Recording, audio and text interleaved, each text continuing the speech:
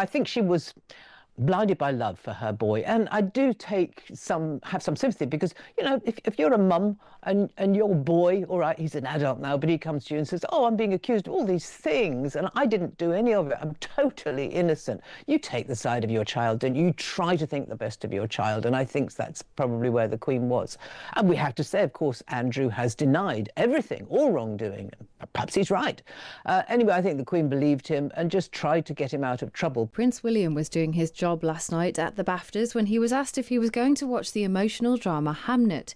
He said he's not calm enough right now. It seems clear that that was a reference to the effect the scandal around his uncle Andrew is having on him. We also learned this morning in the Times the latest from the Epstein files. Emails suggest Andrew's wife Sarah shared her then 22-year-old goddaughter's details with Epstein after his conviction for child sex crimes. Sarah is now thought to be in the UAE. So a lot of questions being asked about the late Queen Elizabeth, the millions she gave to Andrew too. Let's get the view from Jennie Bond, a long-time BBC royal correspondent. Good morning. Morning. Should we start with Prince William? He said he wasn't in a calm place. Are we right to take that as a coded reference to Andrew? Do you think that people would have expected him to say something? Well, William knows perfectly well that we're going to pick up on everything he says. This was a conversation with someone at the BAFTAs. It wasn't necessarily the broadcast, but he's not daft. Of course, he's not in a calm state. I think, he's probably in despair and anger, a great deal of anger, I think. I think William saw this coming some time ago.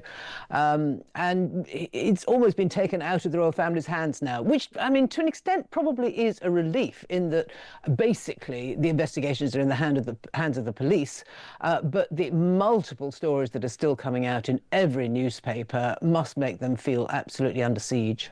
Well, and there are stories today about Sarah Ferguson and about her involvement with Epstein. We already knew from the previous emails released that there was a very close connection there. What do we know of where she is? What questions she might have to answer? Yes.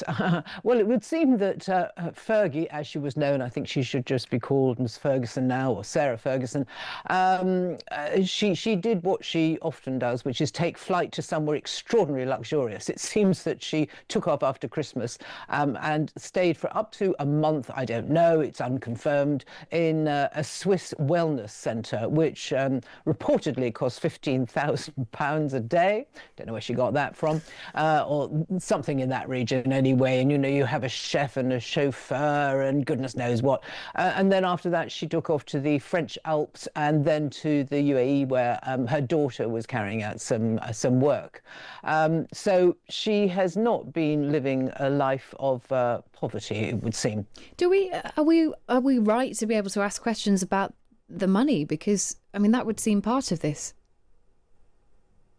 Sarah's money, yes.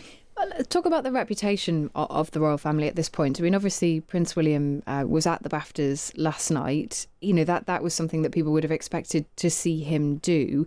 But how existential is this now for the royal family? There's a lot of talk about the late Queen Elizabeth and her role and the money that was given to Andrew at the time, which some people say is doing a lot of damage to her reputation.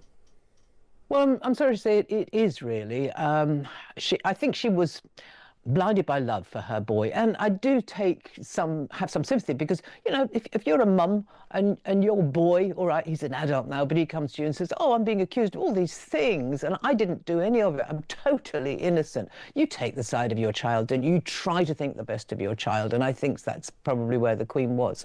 And we have to say, of course, Andrew has denied everything, all wrongdoing. Perhaps he's right. Anyway, I think the Queen believed him and just tried to get him out of trouble. Jennie Bond, thank you very much for your time this morning.